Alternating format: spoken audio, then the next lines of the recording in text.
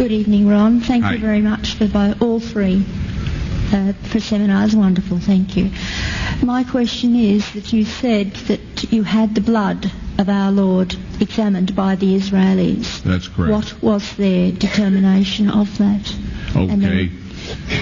Now, we won't be able to take second questions. I'm sorry if you're on your second one. Please just step out. I love you, but we're running out of time.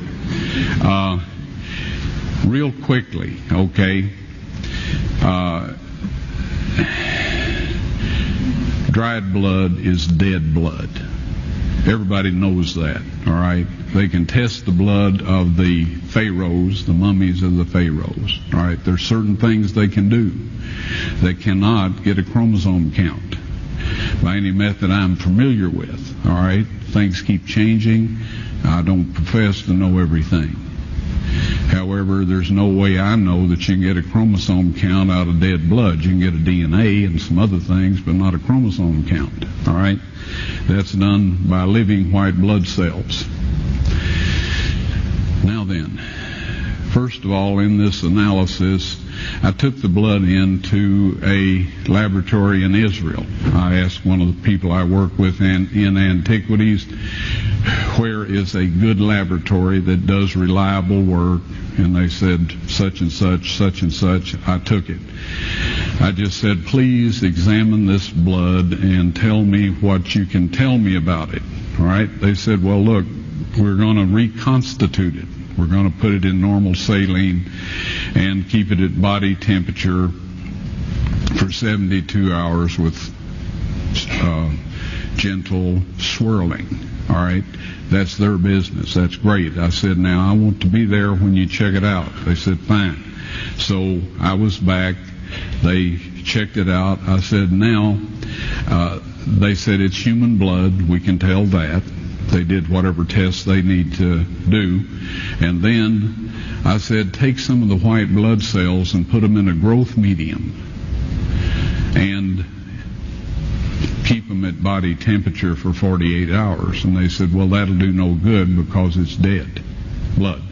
I said, would you please do that for me? And they said, okay, we'll do it.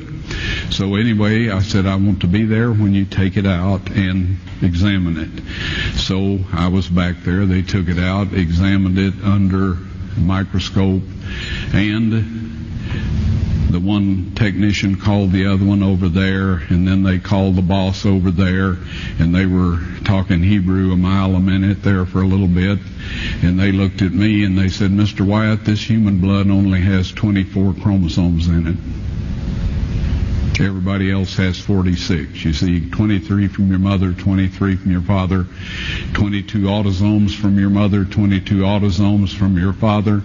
You get an X from your mother, you may get an X or a Y from your father, all right? This blood had 23 chromosomes from the mother's side, one Y chromosome only. You see, a child could not have developed if they hadn't had the autosomes from the mother. So all of his physical characteristics were determined by his mother's side of the family, her autosomes. His maleness was determined by this one Y that came from a source, not a human male. Then they said, this blood is alive. And then they said, whose blood is this?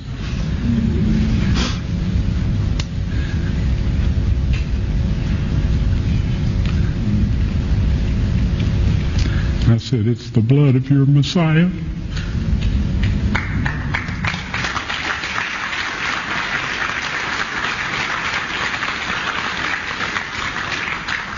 And I assure you, those men's lives have changed. Well,